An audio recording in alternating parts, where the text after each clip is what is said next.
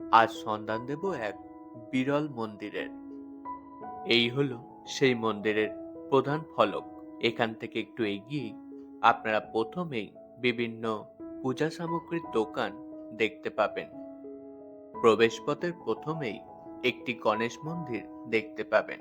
তার পাশ দিয়েই সিঁড়ি দিয়ে উঠে আপনারা পেয়ে যাবেন খাটু শ্যামজির মন্দির।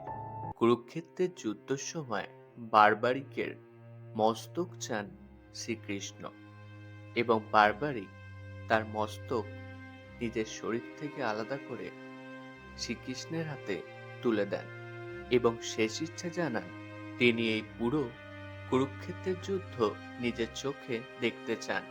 সেই মতে শ্রীকৃষ্ণ বারবারিকের মস্তক একটি উঁচু পাহাড়ের উপর রেখে দেন।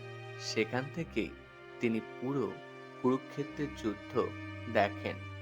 শ্রীকৃষ্ণ বলেন কলিযুগে তাকে শ্রীকৃষ্ণ রূপে পুজো করা হবে এবং নাম হবে খাটু শ্যাম। সেই থেকেই বারবারিককে কলিযুগে খাটু শ্যাম রূপে পুজো করা হয়ে থাকে। এই মন্দিরের পাশেই আরেকটা মন্দির দেখতে পাবেন, যার একদিকে আছে রাধাকৃষ্ণের বিগ্রহ আর অপর দিকে আছে রামচন্দ্রের বিগ্রহ। এখানে আসতে গেলে আপনাদের নৈহাটি স্টেশনের ৫ নম্বর প্ল্যাটফর্ম থেকে নিচে নেমে এসে টোটো বা অটো ধরতে হবে। ভাড়া পড়বে মাত্র ১০ টাকা। বলবেন মাদ্রাল হনুমান মন্দির যাব।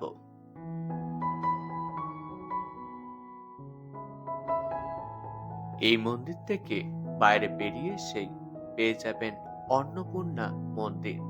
এই মন্দিরটি প্রায় ১০০ বছর পুরনো।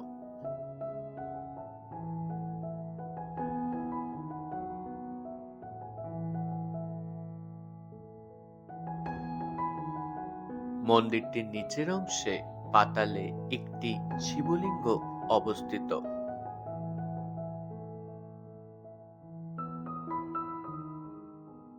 আর এই মন্দিরের দুপাশে শিবলিঙ্গকে কেন্দ্র করে দুটি নন্দী মহারাজ দেখতে পাবেন। মন্দিরের গায়ে বেশ কিছু ভাস্কর্য চোখে পড়ার মতো। আর এখানেই অধিষ্ঠান করছে মহাদেব ও পার্বতী মা অন্নপূর্ণা রূপে।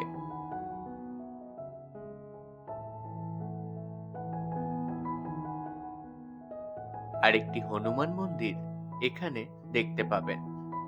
এখানে হনুমানজির বিগ্রহ বসে বা দাঁড়িয়ে নেই, শুয়ে আছেন। লোকমুখে শোনা যায় হনুমানজি এখানে এসে একদিন শুয়ে বিশ্রাম নিয়েছিলেন।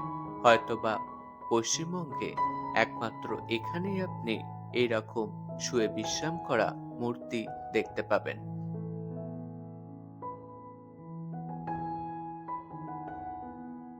মন্দির প্রাঙ্গণে এরকম বাচ্চাদের খেলার জন্য একটি পার্কও করা আছে, তাই অবশ্যই এসে একদিন এখানে সময় কাটিয়ে যান।